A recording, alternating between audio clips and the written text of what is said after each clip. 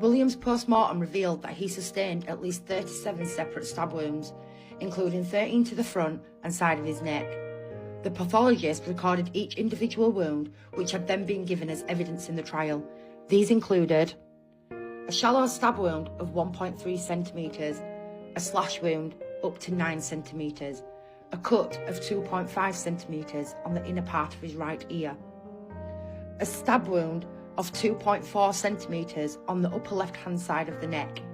a stab wound of 1.5 centimetres,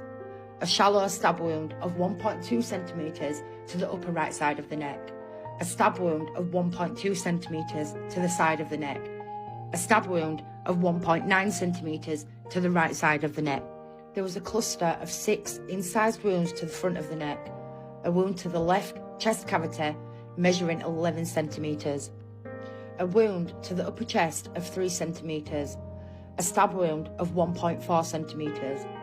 a shallow incised puncture wound in the upper left chest, a stab wound 2.5 centimetres to the midline of the chest, a right thoracectomy wound of 2.5 centimetres, a 2.5 centimetre stab wound to the chest, a stab wound in the mid-belly wall, various injuries to the hand, a stab wound to the midline of the back of the neck, a stab wound which was 2 centimetres to the back of the neck, a stab wound to the left of the neck which was 6 centimetres, a stab wound which was 2 centimetres to the right hand side of the neck, and a 1.2 centimetre stab wound to the side of the neck, a stab wound of 2 centimetres, a stab wound of 0.9 centimetres to the back of the left shoulder, a stab wound of 2.7 centimetres to the back of the right shoulder, a stab wound of 2.4 centimetres, a stab wound of 3.5 centimetres to the upper back, a stab wound of 2.2 centimetres midline to the upper back,